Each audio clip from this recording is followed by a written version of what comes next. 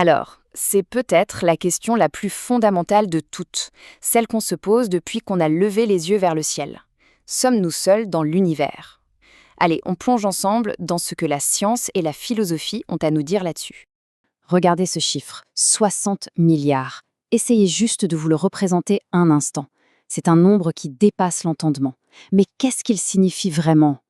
Eh bien voilà, d'après les estimations de la NASA, c'est le nombre de planètes où la vie pourrait exister. Et attention, uniquement dans notre galaxie, la Voie lactée. Pas dans tout l'univers, hein, non, non, juste chez nous, en quelque sorte. 60 milliards de mondes potentiels.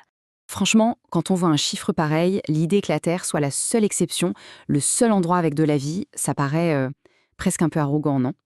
La question change complètement. Ce n'est plus pourquoi y aurait-il de la vie ailleurs, mais plutôt mais où sont-ils tous? Ok, pour commencer à y voir plus clair, il faut d'abord se mettre d'accord sur un point. L'échelle de l'univers est juste vertigineuse. On va parler de chiffres qui défient l'imagination. Et attention, on ne parle pas de science-fiction, hein. Il y a une vraie discipline scientifique qui s'occupe de ça, l'exobiologie. C'est une quête tout à fait sérieuse pour trouver des traces de vie au-delà de notre planète. Et justement, notre vision de l'univers a complètement changé récemment. Avant, on pensait qu'il y avait peut-être 200 milliards de galaxies. Aujourd'hui, grâce aux nouveaux télescopes, on estime qu'il y en a plus de 2000 milliards, 10 fois plus. Donc 10 fois plus de mondes potentiels ou cherchés. Bon, des milliards de planètes, c'est bien beau, mais comment on fait pour les trouver? Comment est-ce qu'on peut bien repérer un tout petit caillou à des années-lumière d'ici? Eh bien, le rythme des découvertes est juste fou. La toute première exoplanète a été confirmée en 1995. En 2011, on en connaissait à peine 400. Aujourd'hui, plus de 4000. Et le compteur continue de grimper tous les jours. C'est une véritable explosion. Les astronomes sont de vrais détectives cosmiques. Ils ont des techniques incroyables. L'une d'elles, c'est la méthode du transit. Ils fixent une étoile et attendent de voir si sa lumière baisse d'un tout petit peu. C'est le signe qu'une planète vient de passer devant. L'autre technique, c'est de regarder si l'étoile vacille un peu sur place, tirée par la force de gravité d'une planète qu'on ne voit même pas. D'accord, on sait trouver des planètes, mais ça ne nous dit pas si elles peuvent abriter la vie. Concrètement, qu'est-ce qu'on cherche? C'est quoi la recette de base pour que la vie puisse apparaître? En fait, la vie, en tout cas celle qu'on connaît, semble avoir une recette assez simple, avec 3 ingrédients clés. Il faut de l'eau liquide, c'est le solvant universel, il faut de la matière à base de carbone, ce sont les briques de construction, et enfin, il faut une source d'énergie, comme la lumière d'une étoile par exemple. Et ça, c'est un point super important. Les scientifiques partent du principe que la chimie du carbone est probablement la plus efficace pour créer la vie, où que ce soit. Du coup, on ne cherche pas des créatures bizarres faites de silicium, mais plutôt quelque chose qui nous ressemblerait chimiquement. On cherche en fait nos lointains cousins cosmiques.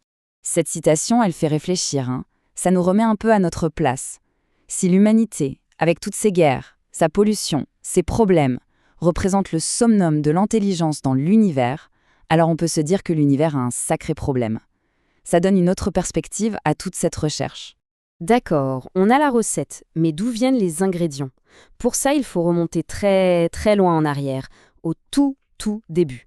10 puissance 32 degrés Celsius, 1 avec 32 zéros derrière. C'est une température qu'on ne peut même pas concevoir. C'était la fournaise de l'univers, une fraction de seconde après le Big Bang. Une soupe d'énergie pure. Et là, dans cet enfer, un truc de fou s'est produit. En à peine 3 minutes, 180 secondes, l'essentiel de la matière qu'on connaît aujourd'hui a été créé. Après ça, c'était fini. L'univers était déjà devenu trop froid pour continuer.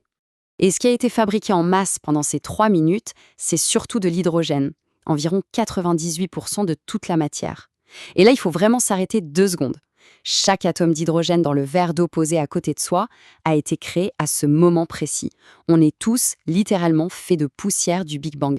Le fait que tout se soit mis en place avec une telle précision, ça soulève une question immense. Est-ce que tout ça, c'est juste un coup de chance ou est-ce qu'il y a quelque chose de plus?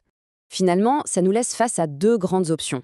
Soit notre univers est un gigantesque accident, une loterie cosmique qu'on a eu la chance de gagner, soit il y avait une sorte de code, d'information, avant même la matière.